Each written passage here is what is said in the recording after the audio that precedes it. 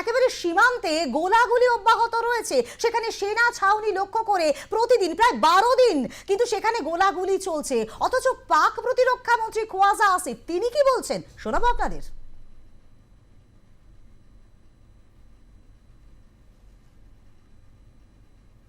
পাক প্রতিরক্ষা মন্ত্রী খোয়াজা আসিফ তিনি বলেছেন যে নিয়ন্ত্রণ রেখা বরাবর যে কোনো জায়গায় হামলা চালিয়ে জবাব দিতে পারে ভারত। নিয়ন্ত্রণ রেখা বরাবর যে কোনো জায়গায় হামলা চালিয়ে জবাব দিতে পারে ভারত, তাই সতর্ক করছেন পাক প্রতিরক্ষা মন্ত্রী খোয়াজা আসিফ।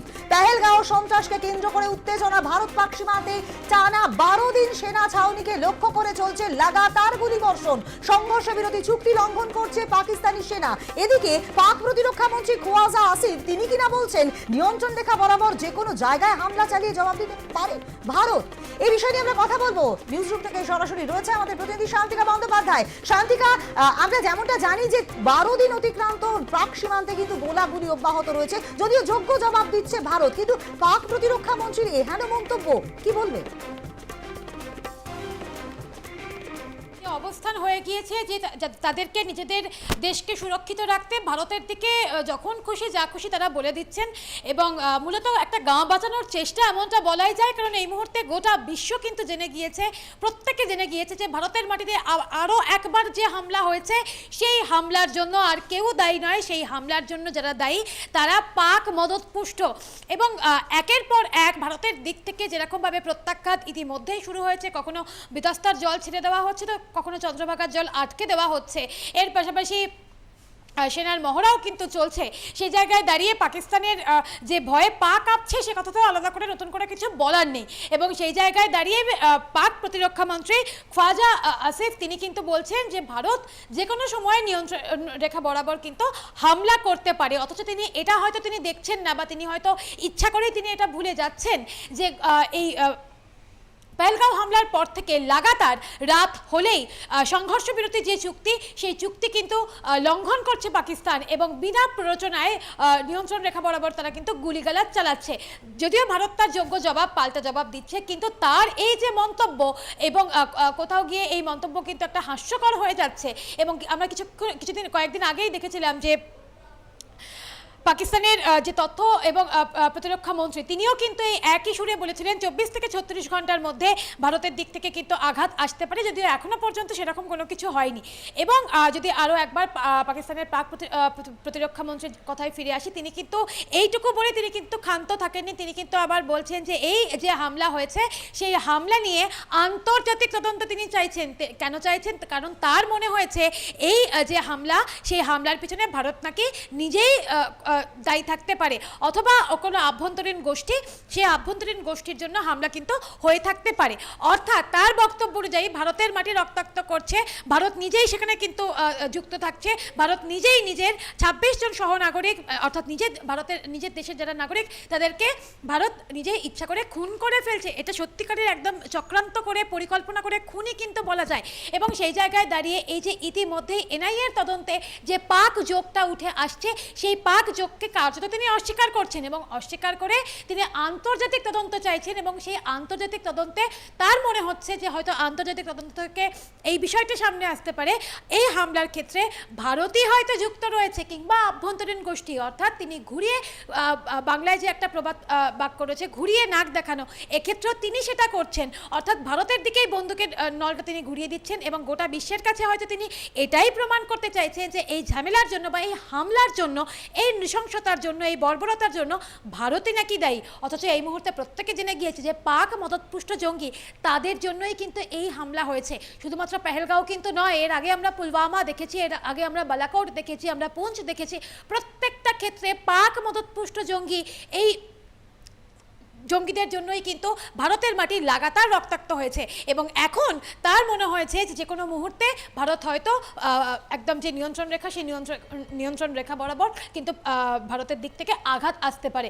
ভারত যদি আজকে ভারতের দিক থেকে কোনো প্রত্যাঘাত যায়ও, পাকিস্তানের কাছে কিন্তু সেটা মানে পাকিস্তান আগাম যদি এই বক্তব্যগুলোকে রাখে বা পাকিস্তান যদি ভয়ে কাঁপে, সেই জায়গাটা কিন্তু পাকিস্তান একদম যেটা পাকিস্তানের কিন্তু এটাই তাদের কাম্য ছিল, পাকিস্তানের কিন্তু এটাই পাওনা। কারণ কারণ বিনা প্ররোচনায় যেরকম ভাবে ভারতের মাটি রক্তাক্ত হয়েছে, 26 জন সহনাগরিক, 26টা পরিবার কার্যত তছনছ হয়ে গিয়েছে, তারপরে ভারতের দিক থেকে যে কোনো রকম প্রত্যাঘাত আসবে সেটাই তো স্বাভাবিক ব্যাপার। কিন্তু সেই সমস্ত জায়গাগুলোকে বা এই নিজেদের দোষকে স্বীকার না করে উল্টে বারবার এটা বলা যে পাকিস্তান কোনো রকম কোনো সন্ত্রাসকে মদত দেয় না, বা উল্টে ভারতের দিকেই একটা দোষারোপের আঙুল তুলে দেওয়া হাস্যকর তো অবশ্যই। মৌসুমী, একেবারে তাই শান্তিকা, দেখো এই যে সংঘর্ষ বিরোধী চুক্তি লঙ্ঘন করা হচ্ছে বারে বারে সীমান্ত পারে, এমন একটা আশঙ্কা কিন্তু করা হচ্ছে যে এখানে সেনাবাহিনী রীতিমতো ব্যস্ত হয়ে পড়বে এবং জঙ্গি অনুপ্রবেশের ঘটনাও কিন্তু এর ফলে ঘটতে পারে, এমনটাও কিন্তু ঘটাবার পরিকল্পনা রয়েছে পাক তরফে, এমনটা কিন্তু অনেক ক্ষেত্রে শোনা যাচ্ছে।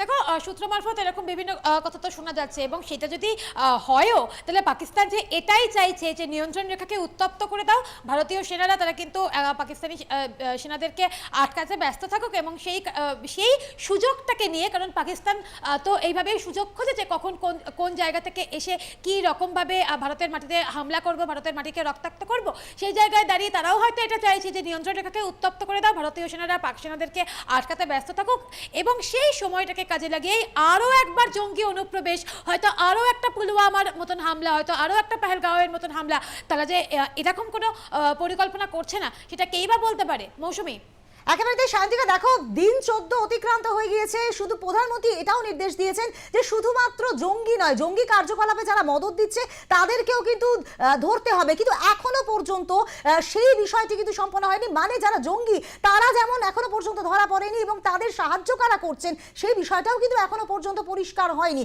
সুতরাং সেই জায়গায় দাঁড়িয়ে এইরকম একটা ঘটনার কথা, এইরকম ভাবে পাক প্রতিরক্ষা মন্ত্রী খোয়াজা আসিফের যে মন্তব্য, সেই বিষয়টি কতটা প্রাসঙ্গিক?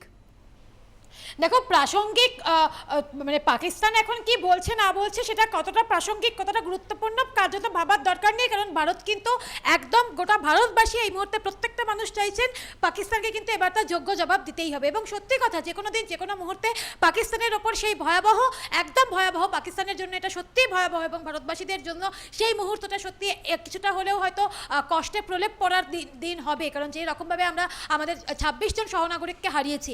এবং তুমি যেটা বললে যে জঙ্গিরা তো বটেই, জঙ্গিদেরও যারা সহযোগিতা করেছে তাদেরকেও কিন্তু রেয়াত করা হবে না, কিন্তু দেখা যাচ্ছে যে গত কয়েকদিন আগে একজন যুবককে জঙ্গিদেরকে সহযোগিতা করার অভিযোগে তাকে কিন্তু গ্রেফতার করা হয়েছিল পুলিশের জেরায়। সে কিন্তু বারংবার বলেছে যে হ্যাঁ সে জঙ্গিদেরকে সহযোগিতা করেছে, এবং জঙ্গিদেরকে কোথায়, জঙ্গিদের ডেরা কোথায় সেই ডেরা সে দেখিয়ে দেবে, কিন্তু সেই দেখানো তো অনেক দূরের কথা। যখন তাকে নিয়ে যাওয়া হচ্ছিল সেই জঙ্গলের ভেতর দিয়ে, পাহাড়ের ভেতর দিয়ে যখন তাকে নিয়ে যাওয়া হচ্ছিল, সে একটা নদীতে ঝাঁপ দেয়, এবং সেইটা খরস্রোতা একটা নদী ছিল, মনে করা হয়েছিল সে হয়তো পালিয়ে যাওয়ার জন্য এটা করেছে, কিন্তু জলের যেরকমভাবে স্রোত ছিল পালিয়ে সে যেতে পারেনি, উল্টে জঙ্গিদেরকে বাঁচাতে গিয়ে সে নিজের জীবনটাকেই একদম জলাঞ্জলি দিয়েছে, এমনটা বলে যে, যদিও এটা আবার পাকিস্তানিদের কাছে একদম দেশের জন্য প্রাণ উৎসর্গ করা।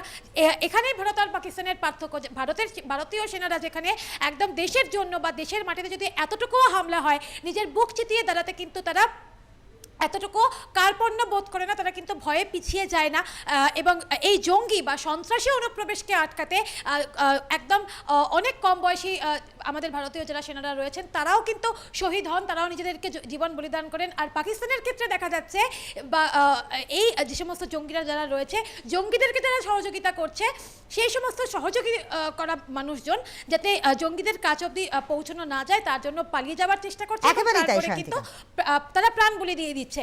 এরপরে পাকিস্তানের দিক থেকে ভারতের কি বলা হলো না বলা হলো কার্যত একদমই প্রাসঙ্গিক নয়। ভারত কিভাবে এই যে নৃশংস হামলা, সেই নৃশংস হামলার জবাব কিভাবে দিচ্ছে সেটাই এই মুহূর্তে প্রাসঙ্গিক। একেবারে তাই, ধন্যবাদ শান্তিকা। আমরা কথা বলছিলাম আমাদের প্রতিনিধি শান্তিকা বন্দ্যোপাধ্যায়ের সঙ্গে। যে বিষয়টি পরিষ্কার হলো, নিয়ন্ত্রণ রেখার যে কোনো জায়গায় হতে পারে ভারতের হামলা, এমনটাই কিন্তু পাকিস্তানের পাক প্রতিরক্ষা মন্ত্রী খোয়াজা আসিফ এমনটাই দাবি করেছেন। যেমনটা আমরা জানি যে পেহেলগাঁও সন্ত্রাসকে কেন্দ্র করে উত্তেজনাকর পরিস্থিতি, ভারত পাক সীমান্তে টানা 12 দিন অস্ত্রবিরতি লঙ্ঘন, পাকিস্তানের কুপওয়ারা, বারামুল্লা, পুঞ্চ, রাজৌরি, নৌশেরা এবং আখনুরে অস্ত্রবিরতি লঙ্ঘন, পাল্টা জবাব ভারতীয় সেনার, কঠিন প্রত্যাঘাতের হুমকি প্রতিরক্ষা মন্ত্রী রাজনাথ সিং এর, এবং তারপরে পাক প্রতিরক্ষা মন্ত্রী খোয়াজা আসিফের এহানো মন্তব্য, নিয়ন্ত্রণ রেখা বরাবর যে কোনো জায়গায় হামলা চালিয়ে জবাব দিতে পারে ভারত, অর্থাৎ একেবারে ভারতের ভয়ে কিন্তু কাঁপছে পাকিস্তান সেনা প্রশাসন সকলেই। আর তাই ভারতের সম্ভাব্য হামলা নিয়ে পাকিস্তানের সকলকে সতর্ক করেছেন তিনি। পাক প্রতিরক্ষা মন্ত্রী খোয়াজা আসিফের এহানো মন্তব্য, নিয়ন্ত্রণ রেখা বরাবর যে কোনো জায়গায় হামলা চালিয়ে জবাব দিতে পারে ভারত। সতর্ক পাক প্রতিরক্ষা মন্ত্রী খোয়াজা আসিফের।